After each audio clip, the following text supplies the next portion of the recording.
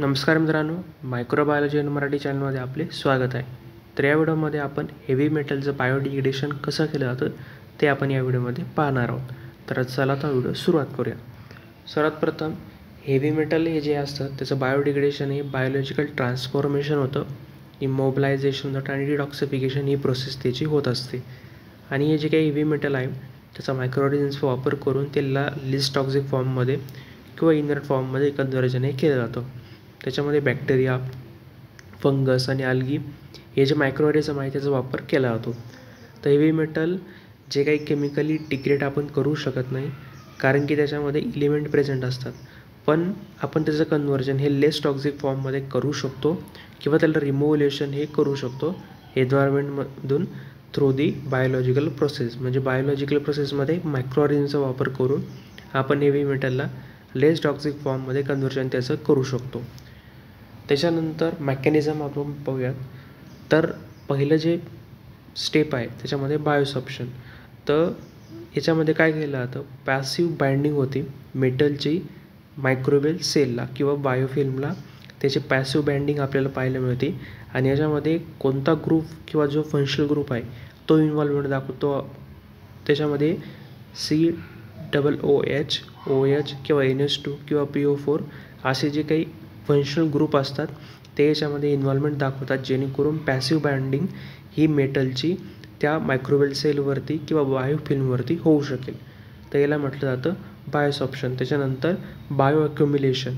तर याच्यामध्ये काय होतं, जो काही ॲक्टिव्ह ट्रान्सपोर्ट आहे तो हेवी मेटलचा मायक्रोवेल सेलमध्ये घडून आणला जातो, जेणेकरून त्याचं जे काही डिटॉक्सिफाईड नंतर होण्यासाठी मदत होऊ शकेल. म्हणजे हेवी मेटलचं मायक्रोवेल सेलमध्ये ॲक्टिव्ह ट्रान्सपोर्ट किंवा ॲक्युम्युलेशन त्याचं केलं जातं किंवा ट्रान्सपोर्टेशन त्याचं केलं जातं. तिसरं जे आहे त्याच्यामध्ये बायोप्रिसिपिटेशन. आणि हे जे काही मायक्रोऑर्गॅनिझम आहे त्या सोल्युबल मेटलला इनसोल्युबल मेटल प्रेसिपिटेटमध्ये कन्व्हर्जन त्याचं केलं जातं. तर याच्यामध्ये मेटल सल्फाईड जो आहे त्याचं एक्झाम्पल आपण पाहू शकतो. तर याच्यामध्ये काय होतं, प्रिसिपिटेशन म्हणजे एक पूर्ण पांढऱ्या कलरचं जे प्रिसिपेट आहे ते तिथं फॉर्म होतं. म्हणजे सोल्युबल मेटलचं कन्व्हर्जन इनसोल्युबल मेटल प्रेसिपिटेटमध्ये होतं. तर चौथं आहे बायोट्रान्सफॉर्मेशन. तर याच्यामध्ये मायक्रोवेल एन्झाईम जे असतात ते केमिकली कन्वर्ट करतात मेटलला from toxic to non toxic म्हणजे ऑक्सिडेशन स्टेटमध्ये. तसं हे जे काही मायक्रोऑर्गॅनिझम आहे त्याच्यामध्ये वेगवेगळे जे एन्झाईम प्रोड्यूस केले जातात, म्हणजे लॅकेज आहे, पेरॉक्सिडेज आहे, तसंच वेगवेगळे मोनॉक्सिनेज आहे, डायऑक्सिजेनेज आहे. हे जे एन्झाईम असतात ते याच्यावरती काम करतात आणि त्याचं toxic to non toxic oxidation स्टेटमध्ये त्याचं कन्व्हर्जन हे केलं जातं. एक्झाम्पल जर विचार केला आपण, CR6+ हा जो टॉक्सिक फॉर्म आहे तो कन्वर्ट केला जातो CR3+. त्यामुळे तो लेस टॉक्सिक फॉर्ममध्ये कन्व्हर्जन हा होतो. तर त्याच्यामध्ये काय केलं जातं, त्याचं ऑक्सिडेशन स्टेटद्वारे नॉन टॉक्सिक फॉर्ममध्ये त्याचं कन्व्हर्जन केलं जातं. तसंच इफ्लक्स सिस्टीममध्ये काय केलं जातं, स्पेसिफाईड जे काही प्रोटीन असतात ते बॅक्टेरियामधून हे हेवी मेटलला बाहेर टाकण्यासाठी, सेलमधून बाहेर टाकण्यासाठी काम करतात. तर अशी ही पूर्ण सिस्टीम बायोडिग्रेडेशनची आपल्याला पाहायला मिळते. सगळ्यात पहिल्यांदा बाइंडिंग होते, प्रिसिपेट बाइंडिंग झाल्यानंतर ॲक्टिव्ह ट्रान्सपोर्ट केलं जातं सेलमध्ये. त्याच्यानंतर बायोप्रिसिपिटेशन होतं, जे की इनसोल्युबल मेटल त्याच्यामध्ये कन्व्हर्जन होतं.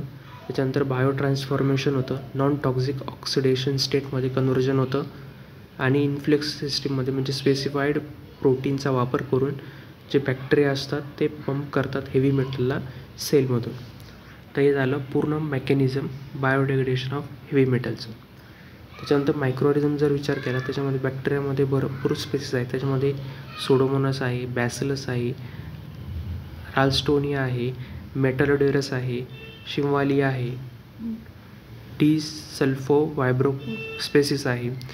तसंच फंगसमध्ये ॲस्परजिलस निगर आहे, पेनिसिलियम आहे, अल्गीमध्ये कोलेरा, स्केंडिमस आहे. अशा वेगवेगळ्या ज्या काही स्पेसीस आहे त्याचा वापर करून बायोडिग्रेडेशन प्रोसेसही होत असते.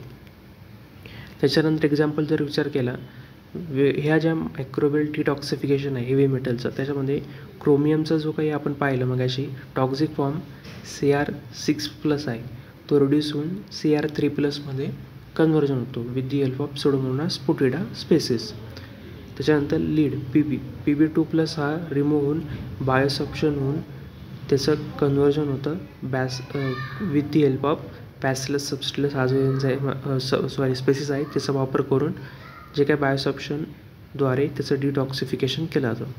मर्क्युरी हा एलिमेंटल मर्क्युरी आहे त्याचं व्होलटायझेशन होतं with the help of coli, कारण की त्याच्यामध्ये MUR-A जीन आपल्याला प्रेझेंट असलेला पाहायला मिळतो आणि हा जो MUR-A जीन आहे तो कोलायमध्ये प्रेझेंट असल्यामुळे तो मर्क्युरीला व्होलटायझेशन करण्यासाठी भाग पडतो. त्याच्यानंतर कॅन्डियम जो आहे तो इंट्रासेल्युलर जी काही प्रोसेस आहे आपण मगाशी पाहिली, इंट्रासेल्युलर जी काही पूर्ण इंटरनल ॲक्टिव्ह ट्रान्सपोर्ट होतो तसेचद्वारे याचं कन्व्हर्जन होतं, डिटॉक्सिफिकेशन होतं.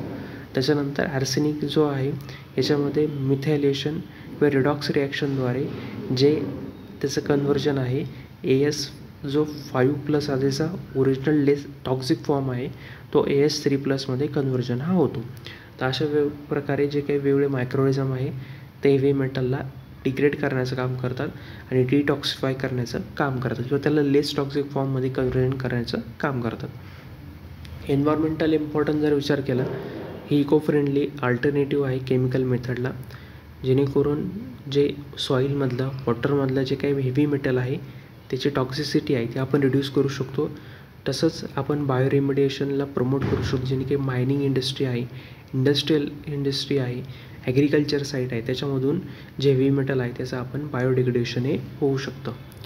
तर चॅलेंजेस जर विचार केला मेटलची जी टॉक्सिसिटी आहे ती काही वेळेस काय होते मायक्रोबियल ग्रोथला इनिबिट करते, जेणेकरून मायक्रोबियलचा जो काही परफॉर्मन्स आहे जो की pH टेम्परेचर आणि मेटल कॉन्सन्ट्रेशनवरती डिपेंड असतो तर तो व्हॅरी होऊ शकतो आणि त्याच्यामुळे ही जी काही प्रोसेस आहे स्लो मानली जाते compare to the chemical method. त्याच्यानंतर ॲप्लिकेशन जर विचार केला याच्यामुळे जे काही वेस्ट वॉटर ट्रीटमेंट आहे, सॉईल रिमेडिएशन आहे, मायनिंग साईट रिहॅबिलिटेशन आपण करू शकतो, इंडस्ट्रियल इन्फ्लुएंट जे काही डिटॉक्सिफिकेशन आहे ते बायोडिग्रेडेशनद्वारे हेवी मेटलचं आपण करू शकतो. तर या व्हिडिओमध्ये आपण बायोडिग्रेडेशन ऑफ हेवी मेटल हा टॉपिक डिस्कस केला. जर तुम्हाला माझा व्हिडिओ आवडला असेल नक्की व्हिडिओ लाईक करा, चॅनल सबस्क्राईब करायला विसरू नका. चला भेटूया पुढच्या व्हिडिओमध्ये.